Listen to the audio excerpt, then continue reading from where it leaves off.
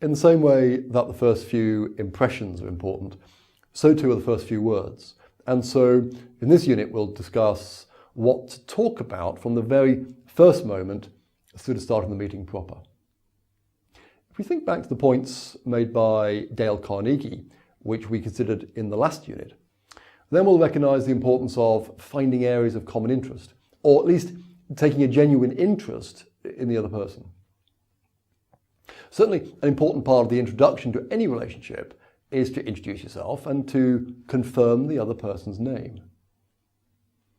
Very few people want to talk about the serious part of business immediately. Even the most unsociable will want to, or at least feel they ought to, spend at least a few moments in more general conversation. So most of us will start talking about general topics, which will ideally lead into a more general discussion about topics of real interest for the other person. I think most of us are familiar with this approach, so I'm not going to say more, but I do want to point out, though, that different people will be more or less inclined to continue this general conversation. And you have to be aware of the sort of person you're talking to and his or her likely preference.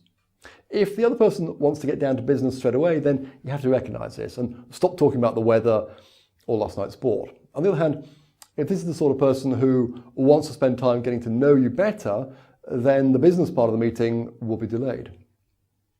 The important thing is to be aware and to avoid that awful extended pause that you sometimes witness in a sales meeting when the small talk has come to its natural end, but the salesperson doesn't take the initiative to direct the meeting. And customers then forced to ask the salesperson to begin. So at some point, the rapport building small talk will come to its natural conclusion. And it's at this point that the salesperson needs to take the initiative. There are a number of things which you should aim to do before the sales meeting proper starts. As a matter of courtesy, it's good practice to thank the other person for making the time to meet and also to confirm the timing for the meeting. And next, it's well worthwhile agreeing the purpose of the meeting, and if it makes sense, you can propose your agenda either written or verbally. It always makes sense to agree the format for the meeting because then it's clear to both sides what will be happening when. As the salesperson, you want to spend most of the meeting listening because you want to understand as much as possible about the customer and the customer's needs. By offering an agenda, you give the other person the opportunity to tell you what's the most important thing for them to learn from the meeting.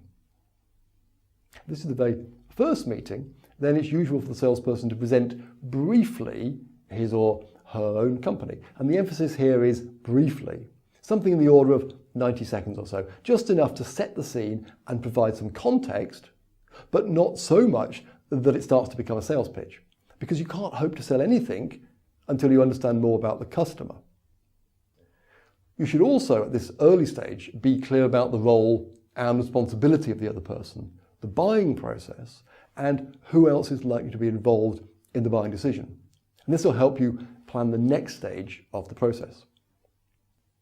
Having talked briefly about your own company, you should move straight into the next phase of the sales meeting, which we're going to call the customer needs analysis. But before we do that, let's look at a simple role play to see how these ideas come together. We're going to join the meeting just after the personal introduction and the general chat, at the point when the salesperson takes the initiative to agree the agenda.